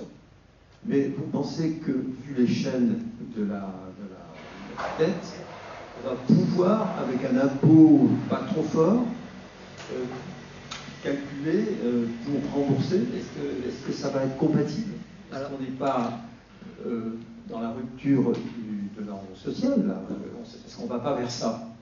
Mais je fais exprès de dire ça parce que j'en sais rien finalement. Mais j'aimerais bien avoir votre point de vue. Je pense que d'abord, je vais vous surprendre, on ne fait que rembourser. C'est le principe de ce que Alain évoquait tout à l'heure, le roulement de la dette. C'est-à-dire que le problème, c'est qu'on raisonne souvent comme l'État, comme s'il était un agent comme les autres. Alors on se voit comme ça, on se dit, ah mais mince, il emprunte tant, et puis il doit rembourser pendant 20 ans, 25 ans. C'est pas ce que fait l'État du tout. L'État, il emprunte tous les jours, il rembourse tous les jours. C'est plutôt ça la base du principe. Donc la question n'est pas, si on devait, sur un aspect purement technique, c'est est-ce qu'on peut rembourser la dette, c'est est-ce que, entre guillemets, c'est soutenable de le faire, ce qui n'est pas tout à fait la même chose. Donc ça, c'est la première dimension, c'est est-ce que l'État rembourse? La réalité, c'est oui, il rembourse. Est-ce qu'on doit avoir des incertitudes? Vous voyez, on avait anticipé la question, on est mauvais. Voilà, je vous donne un graphique qui est le rapport entre la dette et le revenu national. Vous voyez qu'aujourd'hui, on est dans une situation, entre guillemets, meilleure qu'on l'était au sortir de la Seconde Guerre mondiale. A priori, posé comme ça, on ne voit pas où est la difficulté, non? Je rappelle juste une chose, le niveau de l'endettement, par rapport aux revenus, était bien pire au sortir de la Seconde Guerre mondiale. Et on y arrive, on y est arrivé. En 1945, j'ai pas fait grand-chose, donc ils y sont arrivés. Donc, nous, si c'est la question, c'est techniquement parlant, à mon avis, il n'y a pas beaucoup d'interrogations. D'autre part, pour compléter ta réponse, vous avez raison de dire, s'il s'agit de rembourser, de payer les intérêts avec un impôt minimum, comment va-t-on faire? Eh bien, l'impôt est destiné, en schématisant ici, à payer l'intérêt, donc le service de la dette, comme on dit, et les dépenses publiques, autres.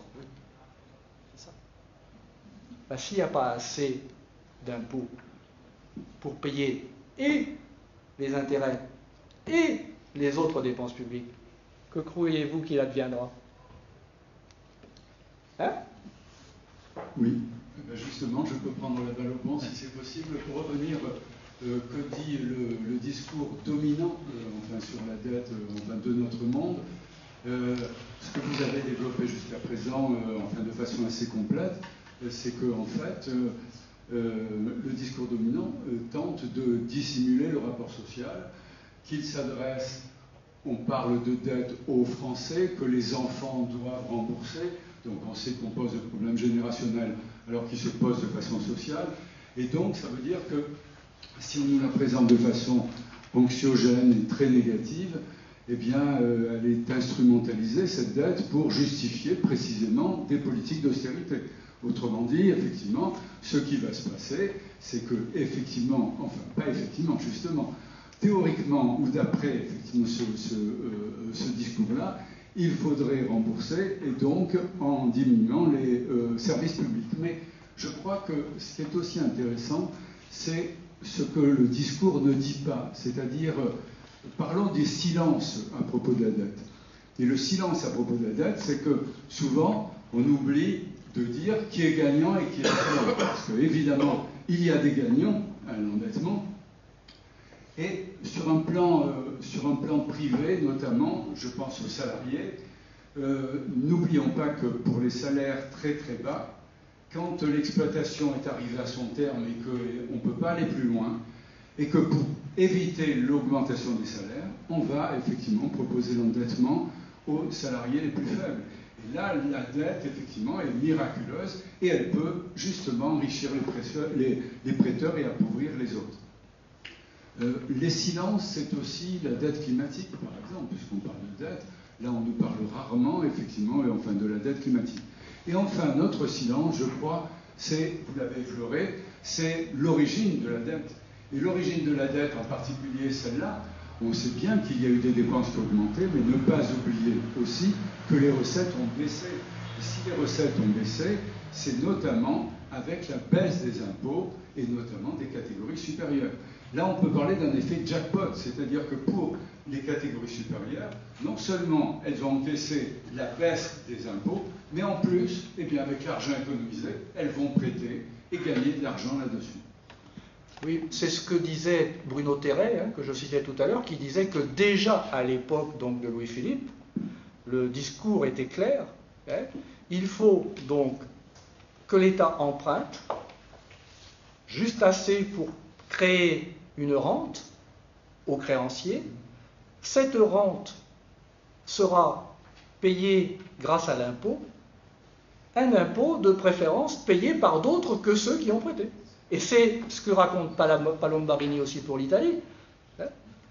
L'État italien, jusqu'aux années 90, donc parce qu'après ça a encore tourné autrement, l'État italien était très très très tolérant en matière de rentrée d'impôts. Je n'irai pas plus loin dans la formulation. Et encore plus avec les créanciers. Donc les créanciers, les acheteurs de titres de dette publique, gagnaient à ce jackpot dont tu viens de parler. Mais on peut même aller plus loin en disant qu'on a transformé les choses pour passer par la dette.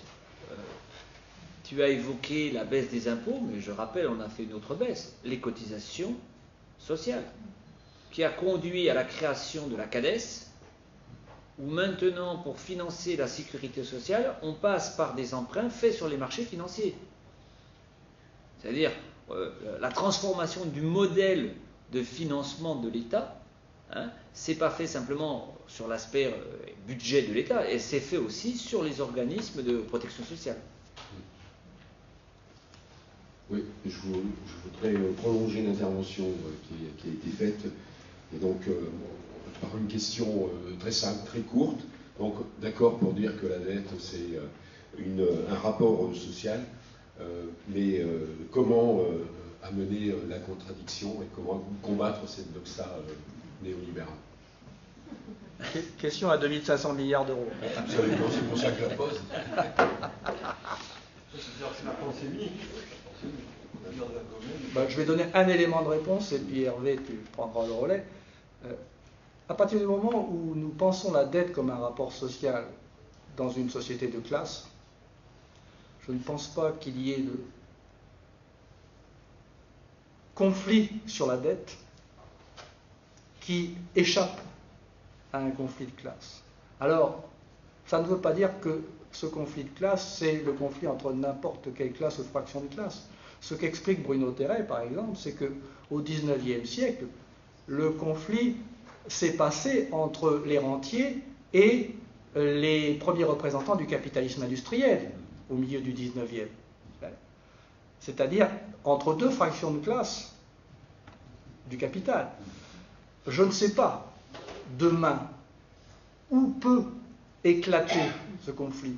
Je peux simplement reprendre sur ce que disait Dominique. Dominique évoquait la dette climatique. Bon, il est question d'environnement aujourd'hui. Va-t-il y avoir des alliances de classe ou de fractions de classe autour de la lutte contre le danger climatique et le danger environnemental en général? Je ne sais pas. Mais je ne vois pas comment la confrontation politique sur la dette pourrait se passer indépendamment des autres conflits de classe ou de fraction de classe. Alors moi, ma réponse, elle va être un peu différente. Elle va être de dire, mais ça existe déjà. Provoque un peu, hein, mais lisez Le Monde diplomatique. C'est la réponse que j'attends. D'accord, voilà. Voilà. Hein, il y a plein de gens qui se mobilisent pour dire il faut voir les choses autrement, il faut poser la question autrement. Donc on peut trouver plein de références et de choses comme ça. La vraie question, c'est pas qu'il n'y a pas de contestation. C'est pas qu'il n'y a pas. C'est sont-ils audibles? Et la question c'est une vieille question que nous avons avec Yves, on la pose de cette manière-là, c'est peut-on parler contre son temps? Hein? C'est-à-dire que, je vais vous surprendre, mais vous pouvez, alors je le teste malheureusement tous les ans, l'enseigner aux étudiants, et quand ils reviennent, hein, ils vous expliquent, et autres. Pendant longtemps, par exemple, je leur enseignais, pour financer les retraites, il n'y avait pas de problème. Je leur faisais un petit modèle, là, et ils revenaient à l'examen en me disant, on ne pourra pas financer les retraites. Je répondais, TF1, c'est plus fort que moi. Et à l'époque, c'était que TF1. Et donc, la question, c'est pas... Vous voyez, je vais prendre sur mon domaine l'économie, mais l'économie est une discipline fracturée. Il y a une demande de création de scission en deux de l'économie. C'est créer une association spécifique, l'AFEP pour lutter. C'est créer un mouvement, les économistes atterrés qui disent la manière dont vous regardez. Donc, on ne peut pas dire qu'il n'y a pas de contestation, on ne peut pas dire qu'il n'y a pas des gens qui ne portent pas le fer. La question qu'on doit plutôt se poser, c'est pourquoi, alors qu'il y a ces gens qui portent le fer, a priori, ils ne sont pas audibles. Et voilà, on n'a pas évoqué, mais par exemple, la question sur les dettes par rapport aux générations, je trouve que la réponse que fait Bruno Tinel, elle est évidente. Oui, on transmet la dette, hein, mais on transmet les créances. Donc on transmet tout. Qu'est-ce que se doit la société demain? Mais rien. Parce que les 100 € qu'emprunte l'État aujourd'hui, c'est quelqu'un qui est aussi dans la société qui les percevra demain. Donc c'est neutre de ce point de vue-là. Hein? Alors c'est neutre d'un point de vue global. Comptable. Hein? D'un point de vue global. À titre individuel, c'est pas neutre. Hein? Donc en effet, oui, bien sûr, à qui la question. Et donc voilà, pour moi, ce qui est le plus difficile, mais là, c'est pour ça que l'enseignement est pour moi la solution, mais aussi la difficulté, c'est que c'est très difficile de faire passer un message quand par ailleurs il baigne quelque chose. Je finis juste pour laisser la parole. On m'a enlevé le cours, hein, ils ont trouvé que j'étais pas sérieux et tout, donc je faisais économie du travail. Je passais la moitié du cours, 95% du cours a expliqué que le marché du travail, c'était un concept qui était peut-être pas très opérant. Et quand j'interrogeais les étudiants, ils me disaient marché du travail, marché du travail, marché du travail. Là, j'ai compris que j'étais un bon enseignant. Je voudrais intervenir juste pour vous signaler qu'il est 8h moins 5. Le débat est très intéressant, très dense, donc essayez de résumer vos interventions, parce que d'ici 5-10 minutes, on sera obligé de quitter les lieux.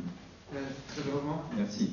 Je vais faire un peu l'avocat du diable. Oui.